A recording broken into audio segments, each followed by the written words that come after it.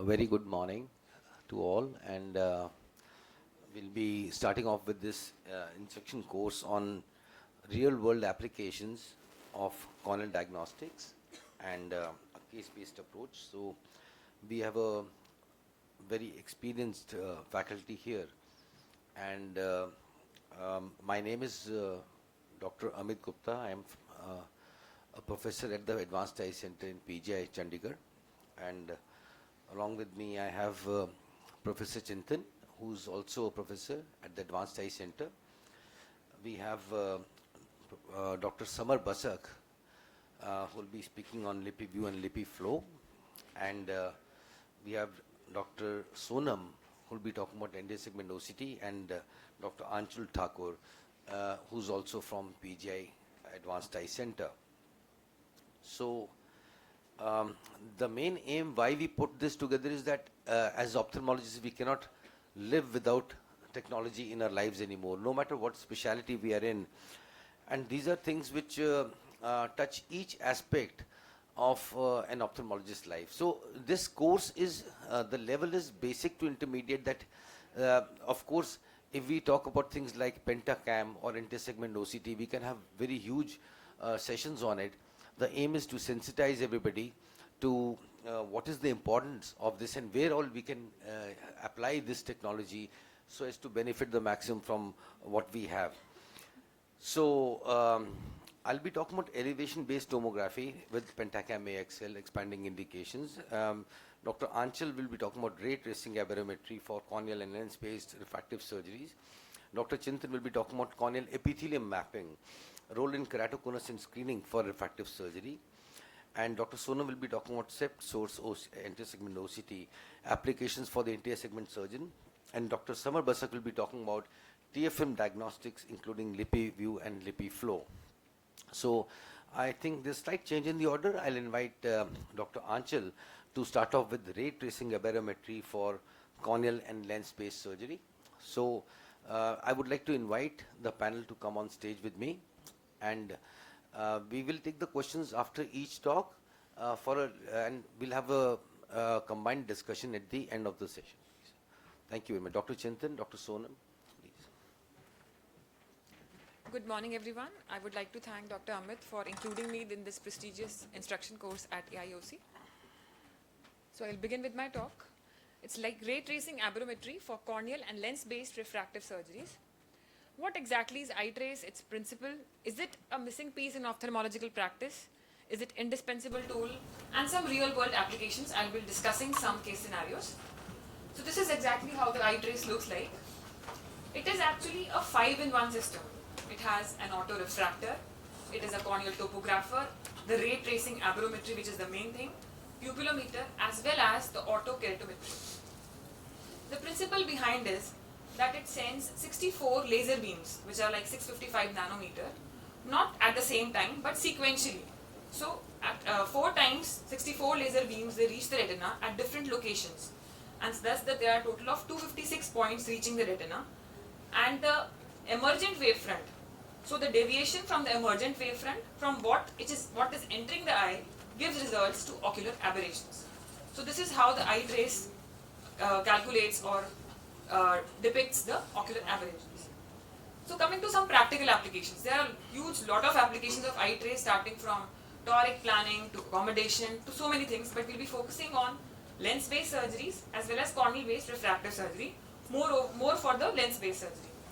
It will tell us, does the patient needs cataract surgery, preoperative planning of cataract surgery, assessing the visual outcomes post-cataract and refractive surgery, and how can we optimize our results of cataract surgery using the depth of focus curve. So I'll explain 2-3 maps and then we'll go on to case-based discussion. This is a simple wavefront map. It is actually dissociating the corneal and the internal aberrations. So we can see that the corneal aberrations are dissociated from the internal aberrations. The warmer colors are for the more aberrated eye, and the cooler colors like green are more for the less aberrated eyes. This is the map which shows the simulated vision, like the eye trace system estimates how the patient sees. Sometimes the patient tells us that, oh no, the vision is not good, even though the vision is 6/6, but we cannot actually see how the patient sees. So eye trace gives us a very beautifully how the patient sees. So the total eye you can see here, the E is little blurred. So this is how the patient is actually seeing. So this helps us a tool to objectively document the visual symptoms reported by the patient and hence the quality of vision. This is another root mean square map in which we can actually quantitatively measure the ocular aberration. Again, it is dissociating the corneal and the internal aberrations, and we can characteristically see first, second, third, fourth, up to sixth order aberration very clearly in this map. Thus, the corneal and the internal aberrations they amount to a total eye aberrations. So, coming to few case scenarios which will help us understanding the maps better. Does the patient need cataract surgery? So, this was a 42-year-old male patient who had history of LASIK 14 years back, and he came with complaints of blurring of vision, and he kept on saying that his LASIK has worn off or he's not seeing clearly because of the corneal problem or because of his LASIK. So we eye traced him, and now we can actually see that the aberrations are more because of the internal aberrations. So maybe he's developing early nuclear sclerosis, and maybe he will need an early cataract surgery in future. So this functional lens index, as in this map, there's a letter called, in the internal we can see a dysfunctional lens index, that is also called DLI. So what is dysfunctional lens syndrome? The clinical findings typically include lens opacities, whether they are cortical lens changes or nuclear lens changes, inability to accommodate, or the aberration profile of the lens which has changed. Any aberration because of the lens will cause a low DLI. So anything below 5 doesn't mean it has cataract. It can be anything. Like if there is lens coloboma, or if the lens is not functioning fine, if there is subluxation, then also the DLI will be less. So coming to scenario 2. This is a very beautiful tool to basically choose an IOL, or is the patient a good candidate for a multifocal lens. We all know that the cornea has a positive spherical aberration, which is neutralized by the negative spherical aberration of the lens in a normal patient. As we age, the lenticular aberration starts to become positive, and thus it adds to the corneal spherical aberration. So can we actually choose the IOL seeing the corneal spherical aberration? Yes, the eye trace gives us this. So in the first picture you can see that the corneal spherical aberration is positive. So we can choose a lens which has a negative spherical aberration so that the patient has a crisper vision. So for this patient we chose a negative spherical aberration lens thickness. So the total spherical aberration were less post-operative.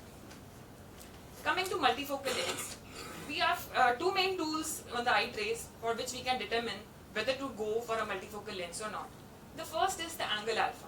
Angle alpha is basically the angle between the visual axis and the optical axis. And we know when we place a lens or the IOL tends to center in the optical axis. So if the difference between the optical axis and the visual axis is more, or the angle alpha is more, then the patient is not a good candidate for a multifocal lens. So eye trace tells us this very clearly, and the angle less than or equal to 3 or 0.3 millimeter is green. So if the angle alpha, or if it is showing it in green, then the patient is a good candidate for a multifocal lens. The second thing which it shows is the corneal higher order aberration. Obviously, if the corneal higher order aberrations are more, then the patient is not a good candidate for a multifocal lens.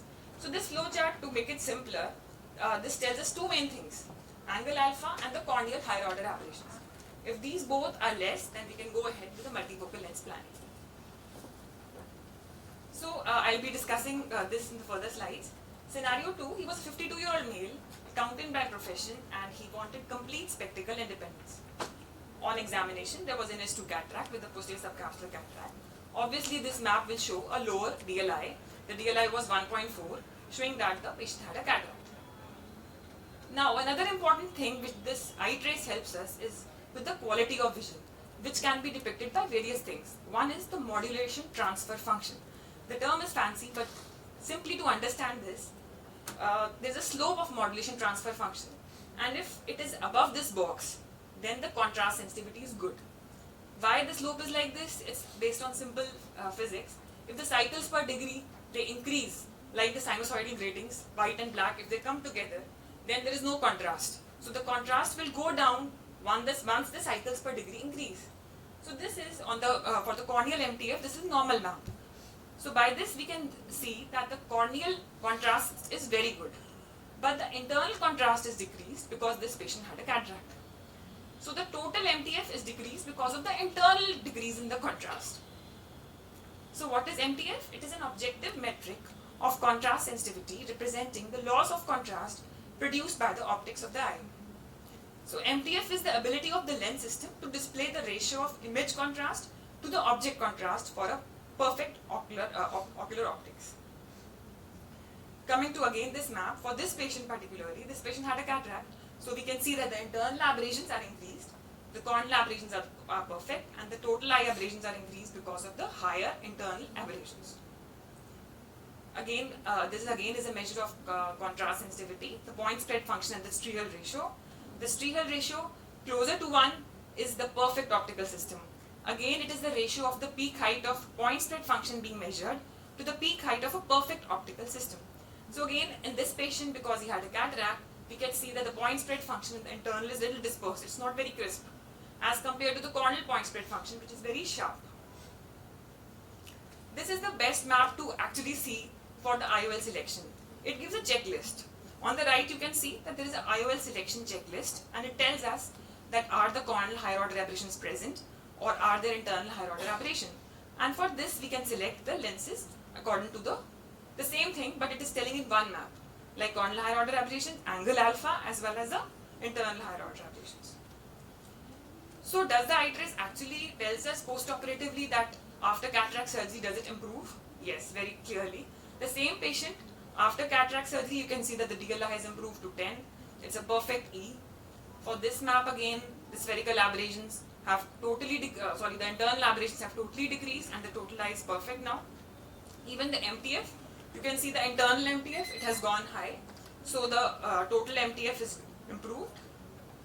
I would take some time for this, and this is the last slide of my presentation. This is the depth of focus curve. Now, just forget about the pink line, only look at the blue line. The blue line represents the depth of focus curve post-surgery of the right eye. The peak of this curve denotes the best vision. 50% of this curve, above 50% is the useful vision. So for the right eye, the depth of focus is 1.43. We want to choose the other eye according to the first eye depth of focus. So both the graphs should be placed distantly, but they should dissect at 50%, so that the patient has a good range of vision. If we want to utilize the EDOF lenses, we should aim for these two slopes bisecting at 50%. I hope I'm clear for this, otherwise we can discuss it later again. And the last thing is, it can tell us about the decentration post-operatively. So post-operatively, if we have a dilated pupil and we can measure with the eye trace, we can actually see the center of the IOL and the center of the optical axis, and we can calculate exactly by X and Y axis the decentration of the IOL. So there's the new era of patient expectation. The future is the quality of vision, and eye trace actually connects the world from 6/6 world to the world of patient's quality of vision. Thank you. Well, thank you very much for an excellent talk, Dr. Anshul. I think a couple of take-home points which are important here is that, we have so many aberrometers which are available, and the ray tracing mechanism used by the eye trace is the only one, because in other ones we either have the lens slits or we have some kind of fixed lights going in, coming out. So once a fixed stimulus is going inside and coming out and being interpreted, it's open to errors. And in case of an eye trace, individual points are being fired. So 256 points of it. So it gives, and in a physiological state. So it gives us very, very accurately, actually. That is where it overscores over other aberrometers. So many machines are having it. This is the only machine which does that, right? So in this way, and secondly, it makes it very easy for us to communicate with the patient. I mean, if you have the display on and show the simulated visual acuity chart and say, listen, this because it dissociates lenticular and corneal optics. It is the only machine which can dissociate and display lenticular versus corneal optics. So it's very easy to educate the patient. Listen, you have a cataract, it's causing this problem, and it's not correctable by spectacle correction. That option is also there. So you have the optics simulated. Okay, you click on the with correction, it will become clear. So okay, fine, this patient can still manage with glasses, isn't it? Do you do it for all refractive surgery patients, or only in patients of refractive surgery who are having visual problems? So the routine practice is just to do a pentacam. It's an expensive tool to buy. So would you advise all refractive surgeons to go ahead and invest in this technology?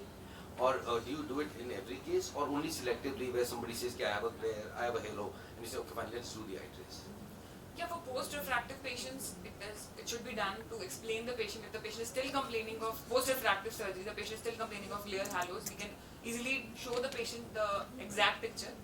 And for preoperative cataract planning, I think for multifocal, it is a very good tool to get the things in order. We can have a very good result after we see the angle alpha and the corneal aberrations. Because no other machine tells us about the corneal spherical aberration, especially at every zone. I think it's a must because we take it for granted. We are putting more and more multifocal IOLs, and to see whether this patient is suitable, so to avoid any problems and even medical legal problems, I think. What do you think, Dr. I think if one can afford it and even have to stretch a little to have it, it's a very useful tool both for yourself and to show the patient. And the degree of separation it gives and the clarity with which and the ease with which the information is displayed, I think that is remarkable. You know, there are other, now we have the swept source OCTs and all, they are also give us the angle alphas and they give us, they give us the aberrations, the corneal aberrations and all. But how this one puts it all together is something which is, I think, it's one of the best. No financial interest, of course, but this is one of the best tools to have. The beauty of this is it can capture from 2 millimeter small pupil to 8 millimeter. So we don't have to dilate the patient. But important thing is the patient should be looking at a far object and she should not accommodate, so that we get the best results for the aberration. Thank you. Thank you, Dr. Anshul. Moving ahead, we have Professor Amit Gupta. Sir is going to speak on elevation-based tomography with Pentacam and practical applications of the same. So, Well, so I'll be talking about anti-segment imaging and the applications of Pentacam AXL. It's a huge topic. So I've just tried to make it concise. If I miss out on something, we are all available for discussion after the course. So tomography, if we talk about, is a 3D reconstruction of the entire segment with optical cross sections. And the Pentacam is a tomographer, and it uses the principle of shine flag photography to give the desired results. There are some other machines which are also there available and on similar principles. Now, this is a classical drop down of the display maps available. This is so many things that a Pentacam can do for you, and I will be touching on only some of them in my talk. So it's a true elevation based imaging system, and one of the things it gives us is the anterior and posterior sagittal or axial curvature, as well as the tangential or the local or instantaneous curvature. Now what do we mean by that? The axial curvature, it offers us a global description of the shape of the cornea, and in case of tangential, it highlights changes over smaller areas better. So in case you are having some suspicion that you want to look at a particular area in a more detail, you can go for a tangential map option. And various shapes have been described on these maps, and they have been classified as both normal and abnormal depending on the configuration that we see. So even a visual input sometimes can give us a good idea whether it's a normal or an abnormal cornea. Now, when we talk about a true elevation-based imaging system, what do we mean by elevation-based? Basically, there is a reference surface which is created by the machine, and against this, the map of the cornea is compared. So this is a reference surface, and this is a map of the cornea. So the areas which are flatter, they are displayed in blue, and the areas which are steeper are displayed in warm colors like orange and red. And so this is very critical to understanding the basis of elevation-based tomography. So in this case, this patient has keratoconus. A typical normal cornea would be an hourglass pattern that I have shown, and other patterns, abnormal patterns have also been described in these patients. Now if you look at the clinical applications, one is the refractive surgical screening of patients, most important, because we are open to such medical legal things in today's world. I think every patient of refractive surgery should undergo a Pentacam.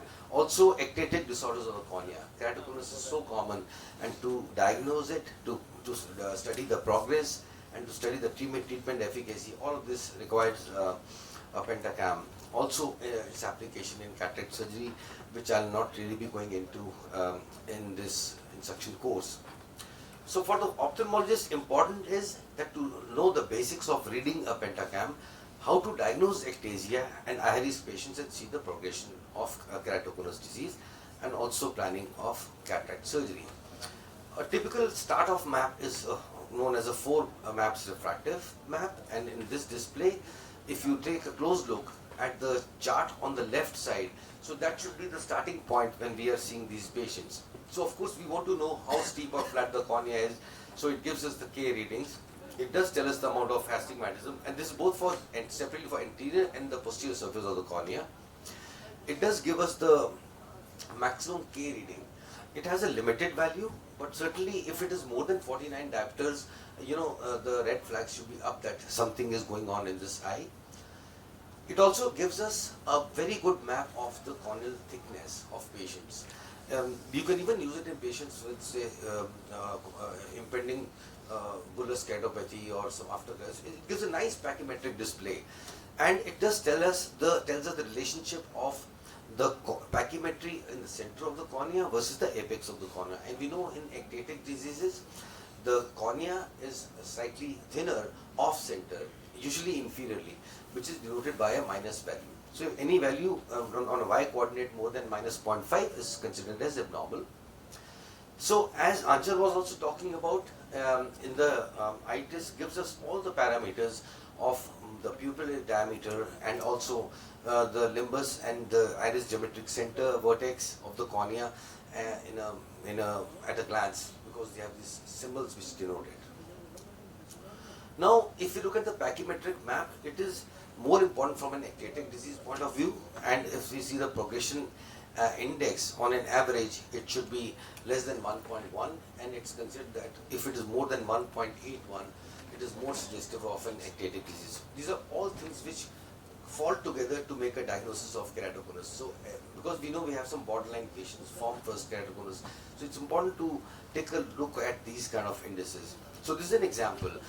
So the progression index in a normal thin cornea will be different. We know that in a keratoconus patient, there is a more rapid increase in corneal thickness towards the periphery, and this explains the abnormality in the progression index that we see. So if we look at the keratoconus TKC classification, it gives us a classification of keratoconus grade 1, grade 2, grade 3, but we should take it with a pinch of salt, because this is based entirely on the anterior surface, not taken into account the posterior surface of the cornea. Therefore, it has been said that up to 7% false positives or negatives may be seen in these patients. But this is another one of the indicators, if eye is normal or not. Now, when we look at the reference shape against which the elevation-based map is being made, this shape, we get the options to choose the shape. We can compare it, the cornea, existing cornea, we can compare it against a sphere or a toric ellipsoid and so many other shapes. And which shape to choose is again, I'm coming to that. So if you look at a sphere, the sphere has just one radius of curvature, right? In case of an ellipsoid, it has 2 radii of curvature, and in case of the toric ellipsoid, it actually has 3 radii of curvature. And if we look at the shape of the cornea, a normal prolate cornea, that is normal. So if we look at that shape, we can see that the best fit sphere, if it is spherical, it's not a good option, because it doesn't match the shape of the cornea. So if we actually want to match the shape of the cornea, we can best match it with something which is known as a toric ellipsoid. So best fit toric ellipsoid is the mode we should choose, because if the reference shape matches that of the cornea, only then all the abnormalities will be displayed in a proper way. There are some values that we should look at. If the anterior float is less than 15 microns or posterior float is less than 20 microns, it's considered as normal. And beyond that, we have to give more thought and look at the maps more closely. Now, there is something known as a bad display, that is the Bellin-Ambrosio display. Now, what does it do for us? Now, again, when we look at the reference shape, it is calculated by the pentacam, but it is calculated taking the whole surface of the cornea into account. Now, in case there is a keratoconus patient, we know there will be a localized area of steepness in the cornea. So, what it does is, this bad display, it actually excludes that steep area. So, the resultant, the resultant curve of the reference shape will become much flatter. As a result, the abnormalities of the cornea will show up in a more clear way and will be highlighted. So this is the advantage of that. So this is a typical map. We can look at the best picture. Usually it's 8 millimeters in diameter, and excludes an area of about 3.5 millimeters of the steepest, around the thinnest point. And then it subtracts and gives us the subtraction difference which is there. So there are limits to beyond which it is considered as abnormal. And so there are two modes of the reference surface. One is the float mode and a non-float mode. So if you look at this diagram in a float mode, if you see this C value is equal to A or B value, right? So if the area, so this is how the reference surface is calculated. At what curvature it is going to be there. So if you see this whole area, divide by 2, half of the area is here, half is here, that is known as a float versus a non-float, which matches the steepest point of the cornea, right? So another, again, to make things easier for the ophthalmologist to interpret, there's so much data coming in and coming out. So there's something known as a D value. So this is the sum of the deviations of a lot of things. And we do give a lot of importance to the D value because it sums up so many abnormal things or normal things. So any D value actually more than 3 is red and is considered abnormal, and we should not do refractive surgery in these patients, and we should look at these patients more closely. There's also something known as ART value, which is an Ambrosio relational thickness. Again, this is a ratio which is of the thinnest pachymetric point to the progression index of the thinning. So any value of less than 360 is considered abnormal. Now, how to document the progression of keratoconus, and why define the progression of keratoconus, or why define progression? And so it's important in diagnosing the keratoconus, but that's not it. These patients keep coming back to us again and again, and we need to follow them up to see whether we can preserve their vision or how we can preserve their vision, when to do cross-linking in these patients, when to do intacts. All these decisions are very, very important when it comes to making.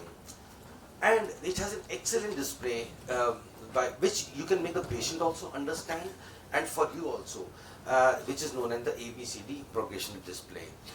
Now what happens in this is, now what we did in the bad display was that we excluded the 3.5 and the reference surface curvature went down, so it has to highlight all the abnormalities.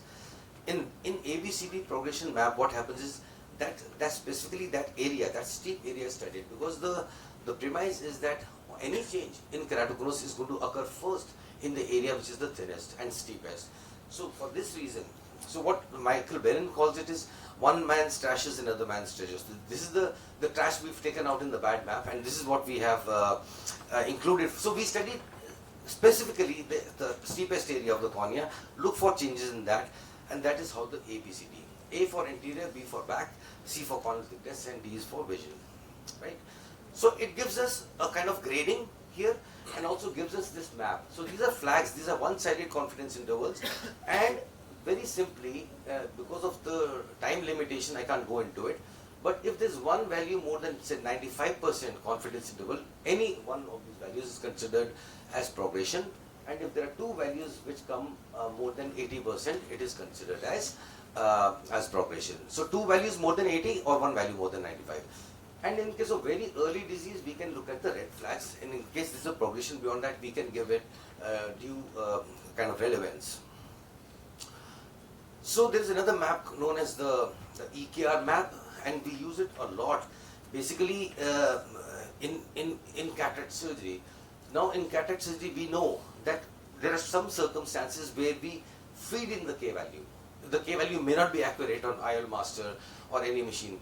So how do we get that K value? It is through the EKR value, and this is given in these maps. So we can look at these displays, and according to the surgeries that patients have undergone, for example, this is a patient of LASIK surgery. So we know this map is not too bad. The K values are still stacked together. On the other hand, post-RKIs are a nightmare for the cataract patients, and we can study these maps and reach a K value to then use it in the relevant IOL formulas. So holiday report is important from a point of view of the cataract surgeon especially, And it gives a lot of information here. Some of this, like what Anchal was talking about, for the eye trace, it gives us the EKR65 at a glance. It gives us the total spherical aberrations, on basis of which we can match the IOL, what kind of spherical aberration we want in the IOL. Also, that it gives us the total RMS value, so which is used to decide whether the patient is fit candidate for multifocal IOL or not. Also, it gives us something known as a chord mu, which is similar like to an angle alpha. Again, a high value of more than 0.42 would be a relative contraindication to putting in a multifocal IOL. And also horizontal white to white and so many other data it can give us.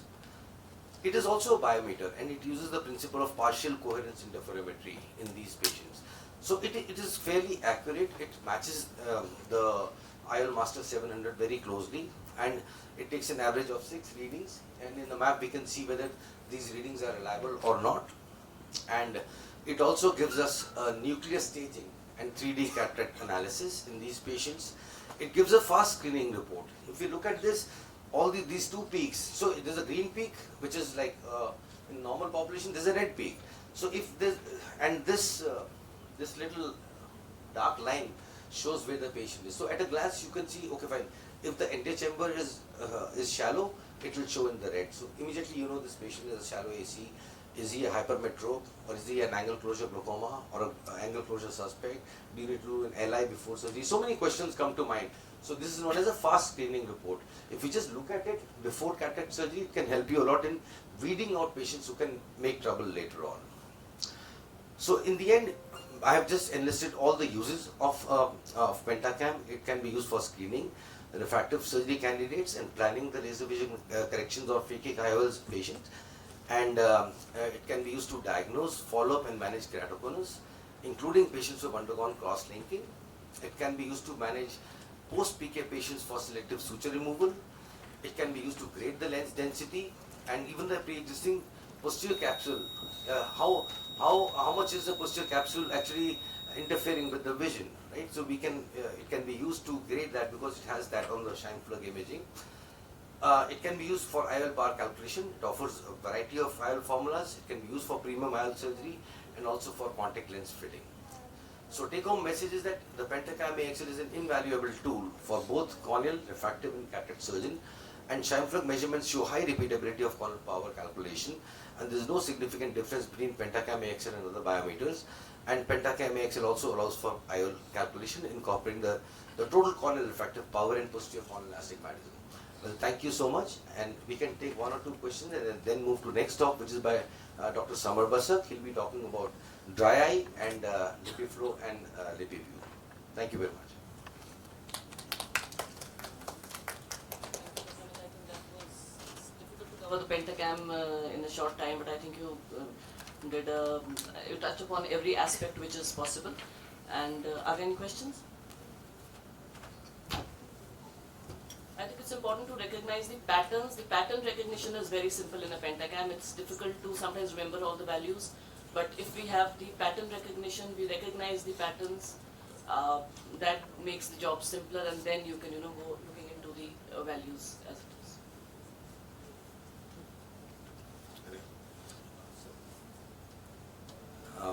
So Dr. Samar Basak, please, for LipiView and LipiFlow. I think he was one of the initial people in India to have this machine, and he has the maximum experience. And what I love about his talk is he himself is a patient of this, and he can. I hope he shows his maps also. I'll be sure. Thank you, Amit, Thank you. for having me here and including this wonderful course. I'll be talking on tear film diagnostic LipiView and LipiFlow, and I do not have any financial interest to disclose. So you see this girl of 8 years and recurrent red eye, itching and recurrent marginal keratitis for 1 year. Her parents are very reluctant to admit that during COVID-19 time she used to spend 10 to 12 hours online classes, laser activity in iPad. And this habit she is continuing since then. We treated her first medically, then I ordered LipiView.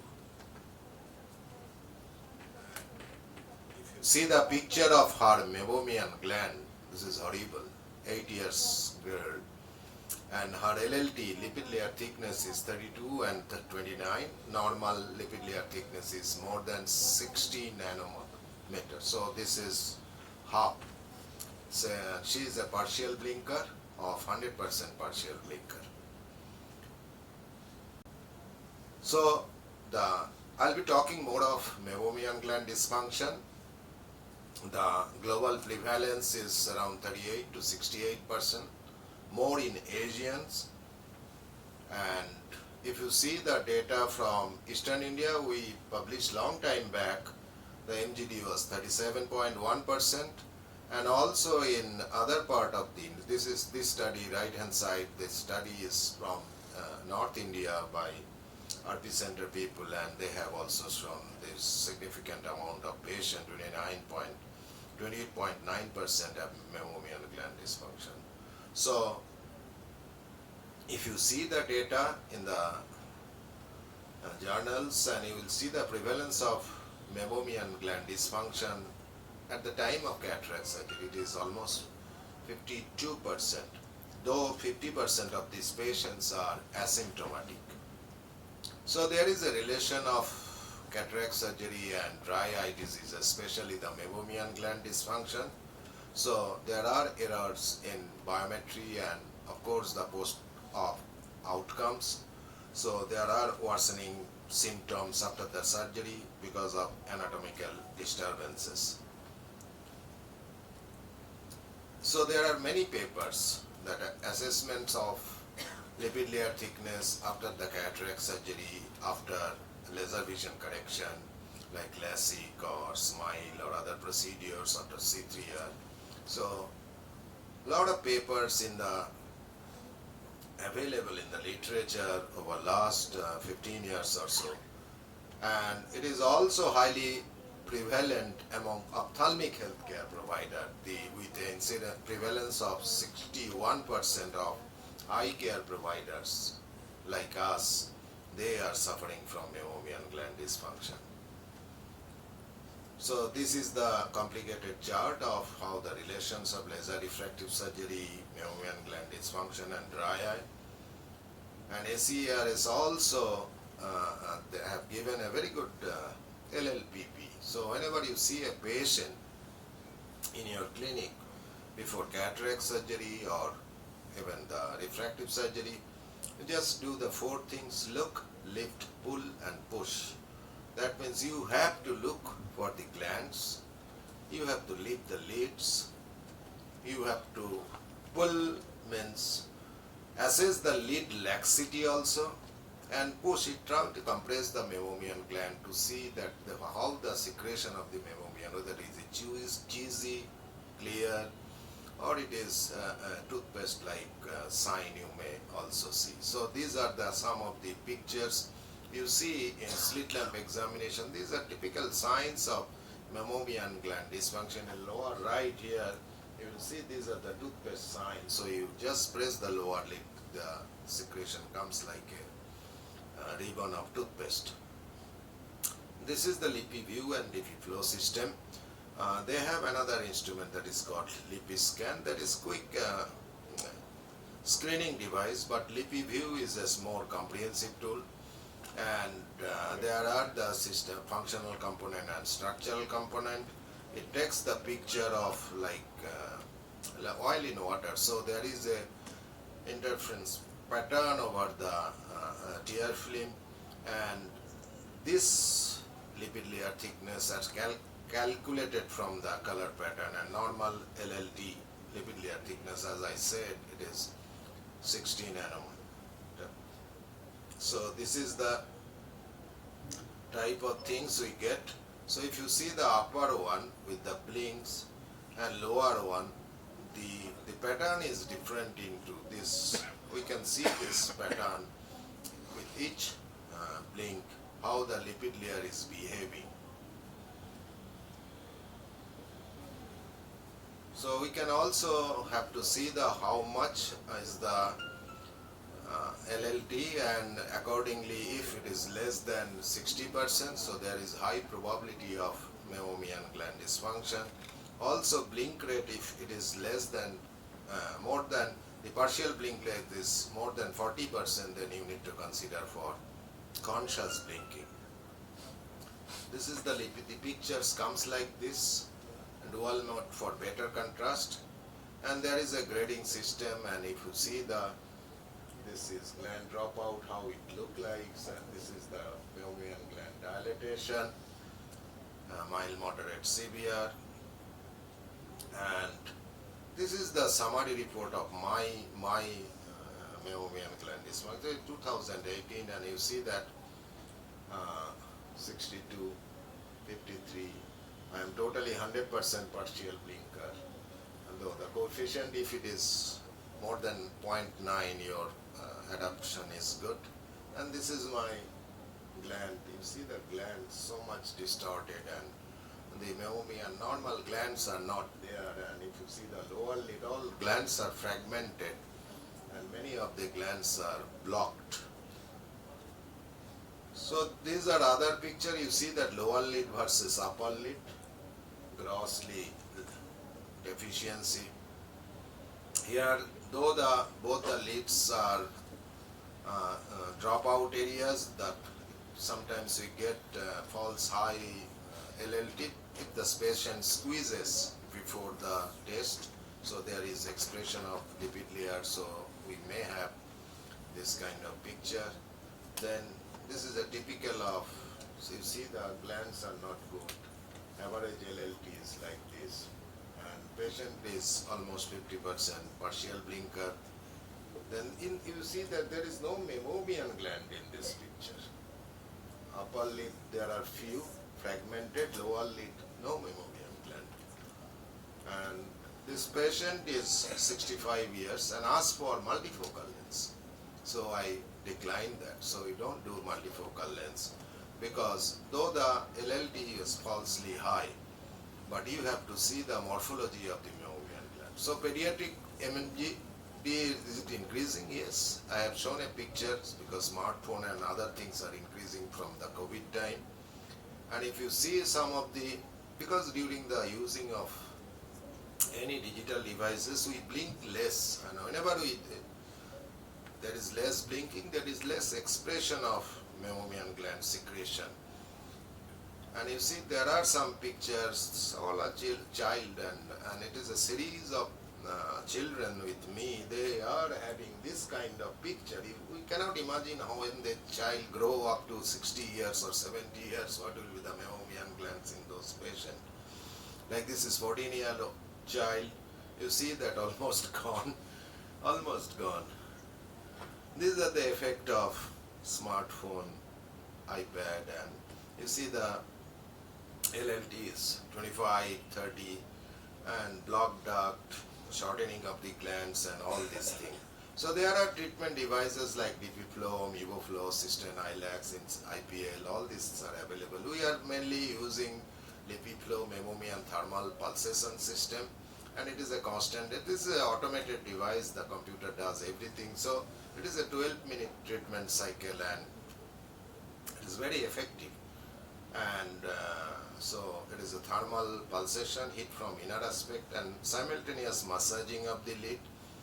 You see, this is the device. There is a silicone thing is there, a ball to protect the cornea, warmer is there, and it works like this. If you see the animation, there is, this is the kind of treatment it actually does, and total procedure is around 15 minutes. So I'll be taking 2 minutes more. So total timing is about, you see. So if you see the, again the review of literature tells that if you do the meibomian gland treatment before your cataract surgery, there are some prospective randomized trial is available, control trial are available, that it always helps to prevent the post-operative patient symptoms and your outcomes are always, especially in the era of multifocal IOL.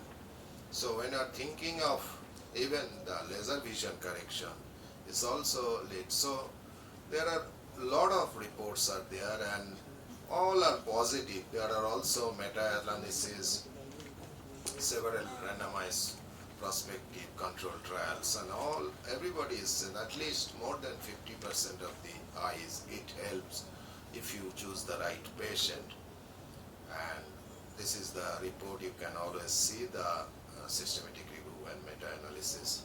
So there is one interesting paper came in 2020 December. Here they have shown that if you see the pre-treatment and post-treatment, there is increase in gland. So they have visible meibomian structure increase after vector thermal pulse. That means leafy flow. So I checked with my data and yes, it does. This is my patient. If you see that it's captured on September 21, this was the picture. You see the low, concentrate on the lower lids of this eye and you concentrate the lower lid. This is captured on April 23. So I have now a series of 23 patients, probably I'll be publishing, that there is actually, now you have to analyze with the ImageNet software how much it is increasing, but in your naked eye you can tell that yes, right side picture is much better than the left side picture. So there is visible, of course, not in all patients, so maybe around 40%. So I have now collecting the data after 1 year, what is happening after 2 years, what is happening. So indications, so mixed and evaporative dry eye, routine preoperative investigation for, as I said, laser vision correction, premium IOL, and IT professional, contact lens intolerant patient, allergic eye disease, especially in VKC, we have seen a lot of meibomian gland dysfunction. Glaucoma drug user, there is a big chunk of patient, they are having meibomian gland dysfunction. And you also educate the patient, when you give these big photographs of eyelid with meibomian, they learn easily that what is the status. So you can actually counsel the patient, parents of the children, that see her or his meibomian gland percentage is now 30%. So what will be there when she or he will be 50 years of age? We know these things are so. So whom do you treat? Understand the goal of therapy, willing to modify the lifestyle, that is also very important. Affordability issue. May need repeat treatment every 2 to 3 years depending upon patient's lifestyle. Additional therapy to MGD, all we know that tetracycline, doxycycline, or erythromycin, lid massage, Hormone, so all should be given. IT water are the best candidate, and visually demanding work, refractive surgery patient, premium IOL candidate, you must go for it, older patient, and pediatric MGD population. So take home message is good surface is the prerequisite for predictable outcome in cataract and laser visual correction. Dry or MGD are quite prevalent in the surgery patient population. Pre-procedure detection and treatment gives optimal outcome, good for patient prognosis and selection also. Vector thermal pulse before the procedure can modify the planning and improve the outcome. Thank you very much for patience here. So I have done thrice the lipid flow. So I first did 18, then 21 in the last January. So, I mean, though my glands are not increasing in number or length is increasing, but you can work at the end of the day more comfortably for more than 3-4 hours. I always on the laptop for 3-4 hours a day, but at the end of the day, it is suitable for my eyes. So I have done thrice in this period. Thank you very much. Thank you so much. Question, any question?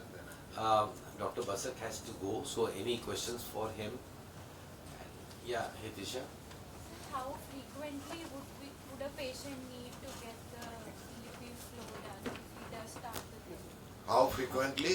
If a patient does start therapy with lipid flow, sir, how frequently would he need sessions? Normally, so if he maintains the lifestyle very, one side is leafy flow, you are doing one thing, another thing if he modifies lifestyle, normally 3 to 4 years the patient will be fine, then again he will or she will come back and say, so I am not feeling well, please do.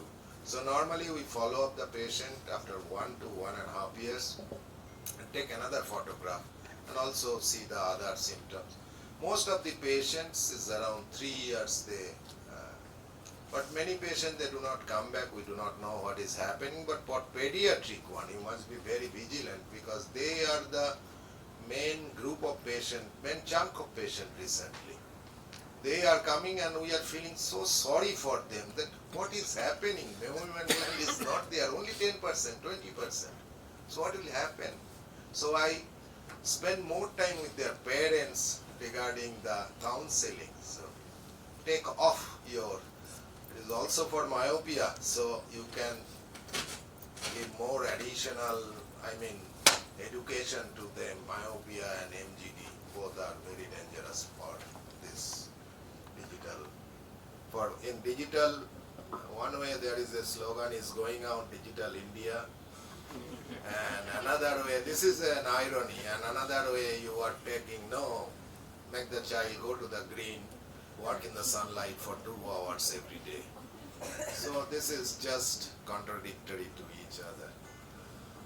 Okay, thank you. Thank you very much, sir. And we'll move on to the next talk by Dr. Chintan, and that is on corneal epithelial mapping. And I think this is a very, very, a subject which everybody needs to be educated as to what exactly is the role of epithelial mapping. These are expensive equipments to buy in case you want to do it. So I think Dr. Chintan will clarify these questions. Dr. Chintan, please. Thank you, Dr. Amit. So, going on straight to the topic, corneal epithelial mapping. For the first question is, how do we map the epithelium? So, most of the earlier studies have been on very high frequency digital ultrasound, if you see the studies by Dan Reinstein and all, but that is not available to everybody. What is available usually to most of us these days, either with ourselves or at a center nearby, are the newer generation OCTs. This is just a list of the OCTs, for example, the Revo by Optopol, the Cassia 2, the Antirion or the MS39. These are either spectral domain OCTs or swept source OCTs. All of them are very fast, they capture images very quickly and they have extremely good resolution, especially the spectral domain OCTs like the Revo and the MS39. So all these OCTs can be used to acquire the epithelial maps. So now coming to the epithelium itself. The epithelium is a highly active and it's a self-renewing layer with a complete turnover within 5 to 7 days. It's important that we understand the normal pattern of the epithelial distribution before we go on to understanding and interpreting its abnormalities. So in a normal eye, the epithelium is thickest in the center. It is thinnest superiorly and temporally because of the blinking and the pressure of the eyelids. And this is completely opposite to the thickness of the cornea, which is thinner inferiorly. Now that we know the normal pattern, we also need to understand, because it's a self-renewing layer, the epithelium is not a passive bystander, but it's a very dynamic entity. And what do we mean by that? That it tends to mask the imperfections or irregularities of the underlying stroma by becoming thicker over the valleys and thinner over the hills, so that the optimal quality of vision of the eye can be maintained. But it's, so for example in this, when we have the myopic laser ablation, when we flatten the central cornea, the epithelium tends to thicken over it. In keratoconus and post-LASIK ectasias, the epithelium tends to become thin over the cones. But it's also important to understand this response has its limits. It's not entirely linear and may be limited by biological constraints. So it can only compensate up to a limited extent and not beyond that. So just a proof of example, this is obviously a person with unilateral keratoconus. This is showing the topographic maps. The left eye has keratoconus. And we look at the epithelial thickness maps and the epithelium is thinned out over the hill, that is the cone. Similarly, in a patient with bilateral keratoconus, the higher the hill, the greater the epithelial thinning. So we see that in the left eye, the epithelial thinning is much more and is much more well defined. Now that we have these basic concepts in perspective, how it's a double-edged sword. So because in early ectasia, we tend to look at the corneal topography and tomography and hope to make the diagnosis. But by covering up the irregularities, we may miss the diagnosis of ectasia if we are not looking at the epithelial maps separate from the topography maps. And thus, it's hiding the underlying irregularities, and we may take up these patients for refractive surgery, whereas they should not have been taken up. Also, like I showed in the previous map, remodeling undoes the effects of a near-perfect initial surgery. But we can turn these disadvantages into advantages by evaluating the epithelial maps, like I mentioned, separate from the topography maps, and also pseudoectasia can be differentiated from toectasia. So this is a few examples. So predicting or ruling out development of future ectasia. This is a young gentleman, he wants to join the army, wants refractive surgery. The K values are normal but on the higher side of the normal range, and but his thinnest pachymetry is 448 and everything is in hot colors. Now, do we go ahead with refractive surgery? Does he have keratoconus? The Bellin-Ambrosio map is grossly okay, except for the fact that the D value, which is a very important indicator, is borderline. It's suspicious. And this is where the epithelial mapping helps us to clear our mind completely. So we see that the epithelium is thinner superiorly, which is the normal pattern. So as there are no hills and valleys, the normal pattern of epithelial distribution is followed. Now, how can such patients be counseled? What we told him was, he is not a candidate for corneal-based refractive surgery. He can of course undergo phakic IOLs, but the refractive error was too small for that. He is very unlikely to develop ectasia in the future. Now this is as important. And frequent follow-ups are not required because he does not have keratoconus. Another patient, this was a 30-year-old lady who came to us. She had been advised CXL elsewhere because she was diagnosed to have keratoconus. She had a refractive error. The vision was not improving beyond 612, 618, and the Kmax was above 47. It was 48 and 47. If we look at these maps, we see there is a central steepening, and there is also some posterior elevation. On the map, we can see there is anterior elevation and there is posterior elevation. And although it's been mentioned, this is not very reliable, but sometimes when we look at topography separately, it shows that it's a keratoconus grade 1. Now, if we were to label this patient as keratoconus, what would we expect on the epithelial mapping? We would expect thinning over the cone, which is the hill. But what do we have? We have the epithelium over the cone, which is much thicker, which means that there is no underlying thinning as such. And so this demands a closer look at the epithelium. You see the patient in detail. In retroillumination, one can see there was irregular heaped up epithelium in this area, and which is why the epithelium here appeared thickened. And so this is a case of pseudoectasia or pseudokeratoconus due to epithelial basement membrane dystrophy. And so cross-linking is not what a patient needs. And the left eye had a similar picture, lesions on the cornea as well as a thickening. And this is not an unusual case. It's well known that epithelial basement membrane dystrophy is one of the commonest causes of misdiagnosis for cases which have been referred as having ectasia. The other thing which I don't have a picture of my own patient, but is contact lens warpage. So these patients may come to you for refractive surgery, but they have inferior steepening. If they have been using contact lenses for a long time, the epithelium over that may be thickened, and that may appear as pseudoectasia. But once you get the patients off contact lenses, the epithelium may become normal.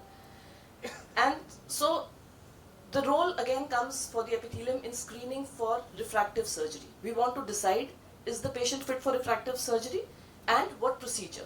So it's important to understand that the epithelial mapping helps in subtle cases. It's not required in advanced cases because there the topography itself would tell you everything.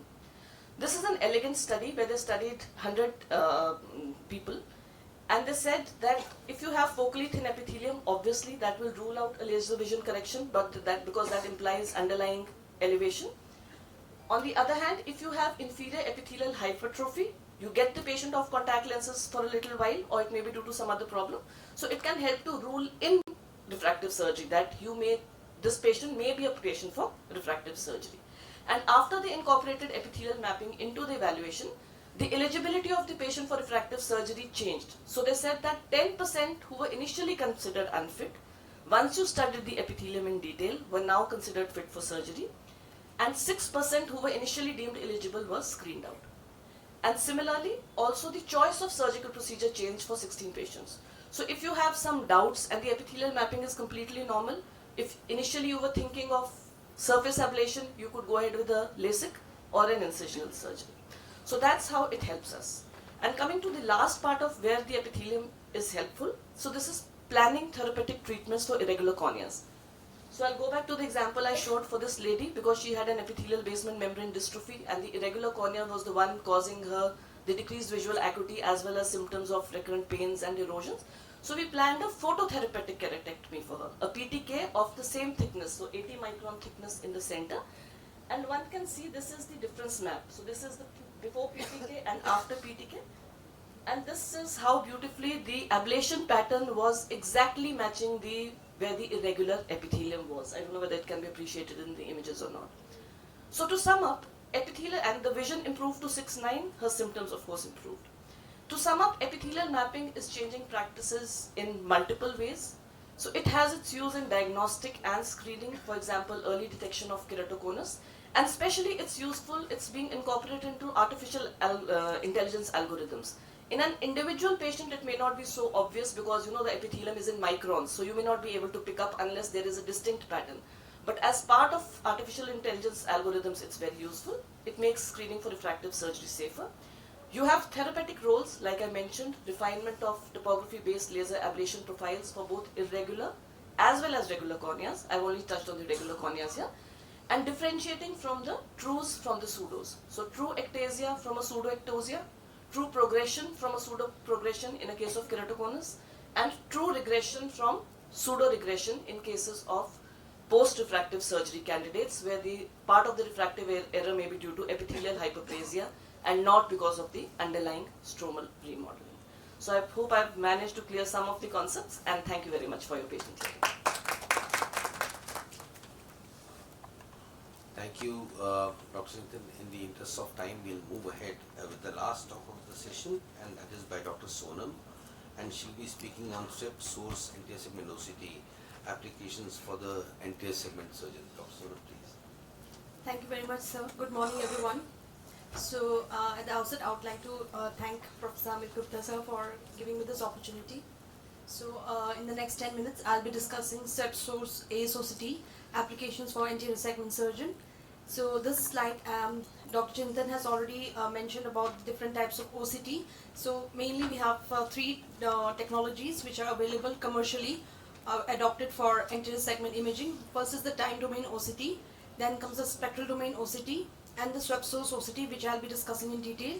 Here we can see that the spectral domain OCT has the shortest wavelength that gives us the maximum resolution compared to that of a swept source as well as the time domain OCT.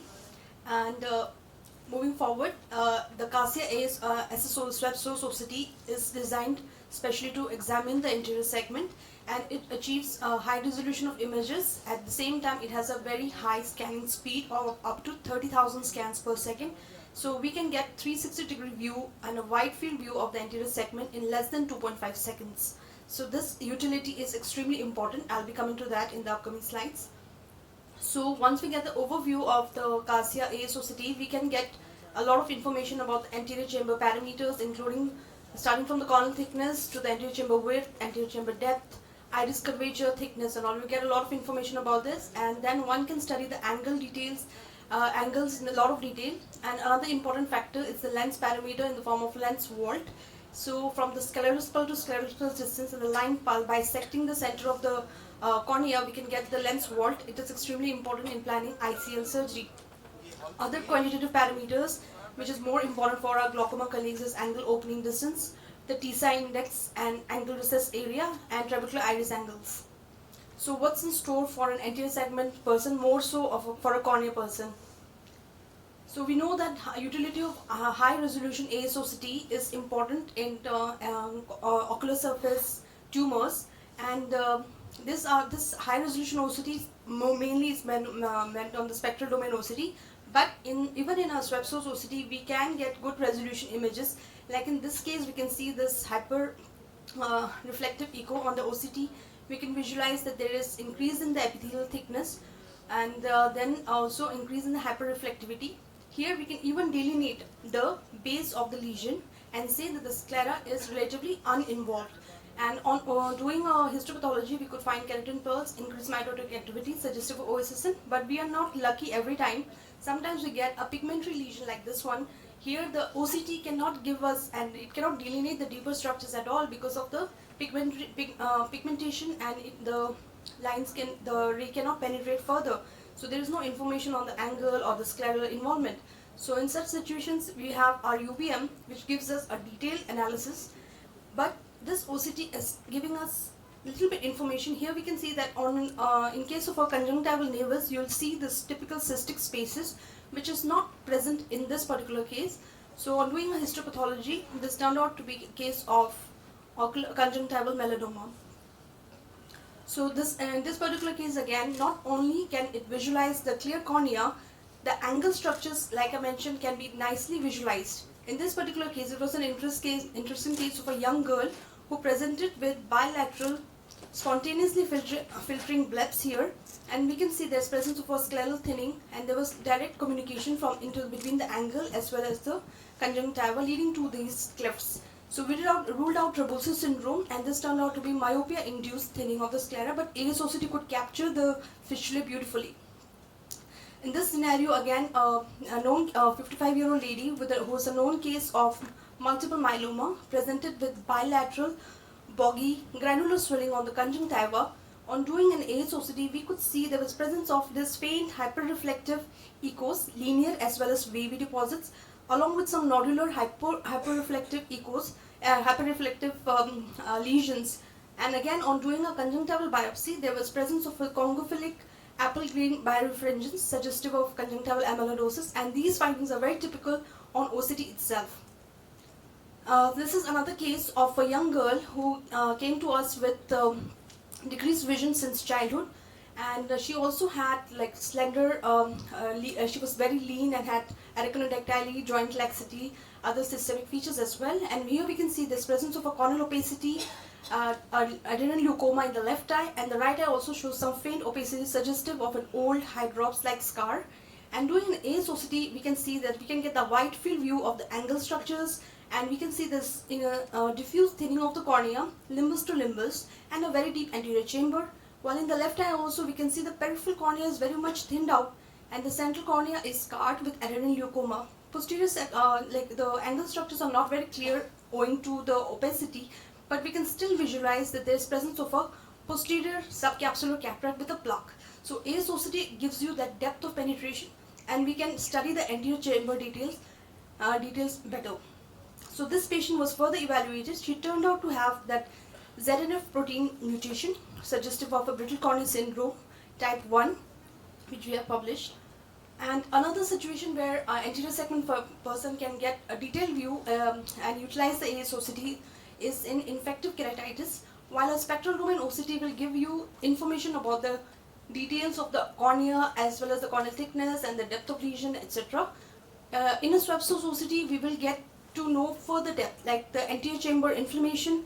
Along with that, we can see the extent of the infective keratitis, not only in the anterior chamber, but also all the way up to the lens. So in this particular case, it was like very interesting. We could see these various layered hypopions. Coming to refractive surgery planning, swab source OCT has this incorporated NK formula and KS formula. So not only with our IOL master and the pentacam, we also have the NK formula and KS formula guiding us in determining the post-operative vault. So it gives us even more confidence in planning the size and sizing of the ICL. So coming to this case, we had a 26-year-old male who presented with, in the post-operative had a very high vault and kinking of this iris we can see in this picture. Here we utilized the intraoperative OCT to tackle this high vault. What we did is like we rotated this ICL in the vertical configuration. As we know that the vault the sulcus is vertically oval, so after rotating this non-toric ICL in the vertical configuration, we could dynamically see in real time that the vault has come down, and we could tackle the situation better. So the vault head was it had come down to 650 microns in the post-op period. Another situation that one may encounter is the interface fluid syndrome in the post-operative surgery again. Here's a case of a young male. After 1 month of LASIK, he presented with increased intraocular pressure in both eyes. Along with that, there was presence of a subflap fluid interface. Again, spectralis would give us even better resolution, but the swept source OCT also gives us enough information about this subflap deposits. And after stopping the steroids, the patient improved and the fluid disappeared. Again, swept source OCT has a lot of utility in cataract surgery. We already know about the various beautiful images that the cataract, posterior polar as well as in white cataract. But here I want to show the utility in pediatric cases. We have been regularly doing swept source OCT in infants, and after instilling paracaine, we do a flying baby technique on the basis of which we capture the AIOC images. As I told you, the scan speed as well as the capture speed is so fast that the child does not need to fix it, and even incidental fixation is good enough to get beautiful images. And this is one of our departmental publication by Dr. Sabreen. Here we have done AIOC spectral domain swept source OCT in children with pediatric cataract, congenital cataracts, and different patterns could be visualized. So in the preoperative period itself, one can be sure about the status of the posterior capsule, and our preparation gets better. Again, we are doing the same thing in pediatric corneal opacities. In these images, we can see that how beautifully the AIOC has captured the anterior segment structures even in an opaque cornea. But in the second image, we can see that there's a presence of very thick hyperreflective membrane which is not captured well on the OCT, like as beautifully as that on the UBM. What we found in our study, which is recently published in JPOS, that AIOC and UBM were closely correlated in up to 82% of the cases. So it gives us more information as to how to prepare for the case well in advance before even taking the child for an EUA or a surgery. So of course there is role of AIOC in metabolic disorders as well. This publication says that the child with metabolic disorders, they are at higher risk of glaucoma owing to the crowded anterior segment. So this is one of our cases, a known case of mucopolysaccharidosis type 1, who has this bilateral corneal haze. Along with that, we can see that there's increased corneal thickness with stromal opacity, along with shallow anterior chambers and also crowding of the anterior chamber, again suggestive of increased risk of glaucoma. Another case of, again, bilateral corneal opacity. How this case was different from the previous one is that there was no increase in the corneal thickness, but only the epithelium basement membrane complex was involved. So we digged up further and looked for some other publications where it showed that mucolipitosis type 4 has typically epithelium involvement, and this child turned out to be having the same. So I would like to conclude by saying that AIOC is a versatile, non-invasive in vivo imaging technique, and it facilitates qualitative as well as quantitative studies of the ocular surface and anterior chamber. It achieves greater penetration and allows better visualization of the internal configuration of the anterior segment tissues, and its application in pediatric corneal and cataract cases needs to be adopted in mainstream clinical practice. Thank you very much. Well, thank you, Dr. Sonam, for such an excellent talk. And with this, we come to the end of this instruction course. I hope all the attendees got to know something new for their practice, and how to implement other technologies to the practice. And I'm very grateful to the audience for being here throughout this instruction course. Thank you very much. And